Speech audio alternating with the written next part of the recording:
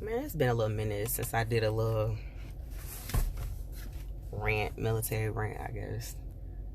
I was doing this like mentoring session with these airmen, like E4 and below, and the question that came up was, you know, what challenges do they have or face, or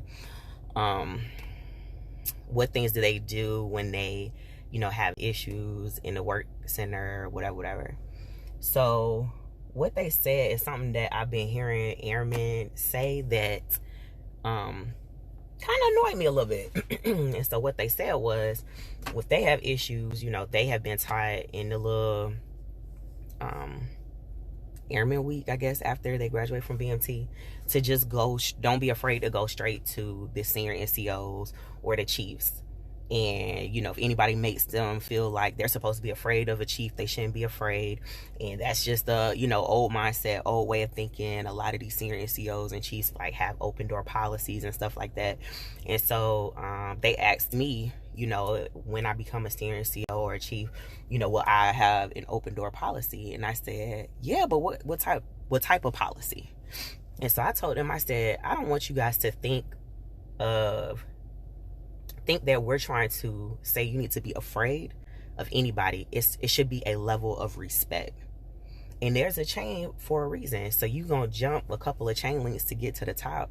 That's not the intent of those higher individuals' positions. Like, you should look at them like, and this is no regards towards age, but you should look at them like you would like your grandparents or your great aunts, great uncles, where you're not gonna necessarily go to them about every specific thing, but when they do come around and they drop them nuggets on us about different things to make us think, like, that should be like the open door policy of, I'm thinking about doing this in my career, what is your take on that? Not the everyday type of questions or different issues, because there are certain things that are already put in place to help you for success.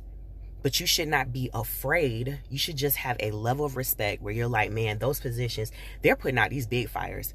So let me go to the ones who, you know, are put in those positions to take care. You know, I told him, I was like, this generation, because we have technology at our fingertips, a lot of times they act like, you know, when you have to call your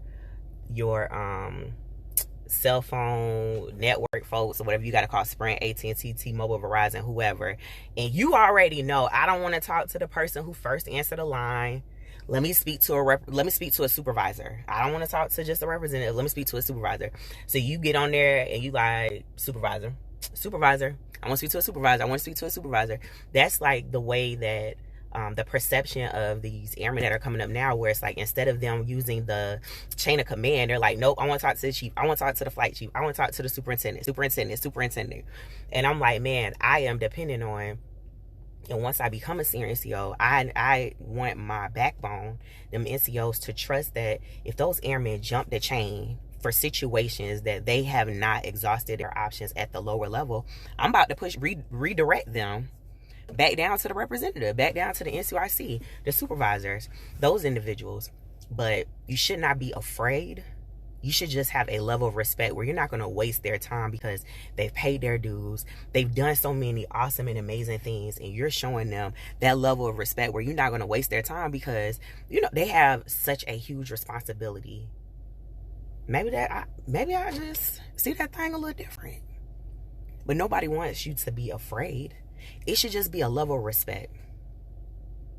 And maybe the perception needs to change, where the intent is for you not to fear your leadership. You should just have a level of respect where I'm not going to come to them unless I truly need to, or I am not going to waste their time. But we have to trust that those senior NCOs and those chiefs are going to redirect those airmen back down to the bottom. Back, not even to the bottom, to the backbone.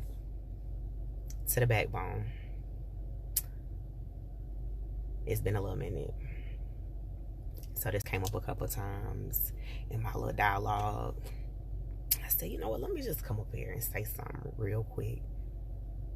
This is not, let me speak to a representative. It's not the same. It's